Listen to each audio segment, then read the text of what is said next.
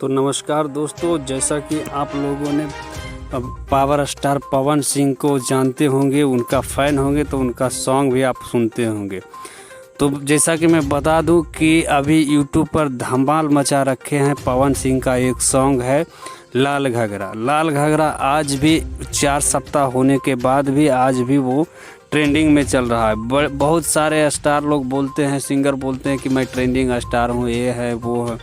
तो पवन सिंह ने एक डायलॉग सही बोला कि हमारे सामने 1 घंटा है, वो गलत नहीं बोले, क्योंकि ट्रेंडिंग स्टार उसी को कहा जाता है जो महीनों तक ट्रेंड करते रहता है। अब वो सही मेरे पवन भैया हैं जो कि आज भी यूट्यूब पर 4 सप्ताह होने के बाद भी 62 मिलियन व्यूवर्स 4 सप्ताह में हो गया है और आज भी वो ट्रेंड पे हैं, है ना। जो लोग इस गाने को नहीं सुने हैं एक बार ज़रूर सुने, और जो लोग हमारे चैनल पे नए आए हैं, पवन सिंह से रिलेटेड, भोजपुरी दुनिया के रिलेटेड बहुत सारे हमारे चैनल के द्वारा जानकारी दी जाती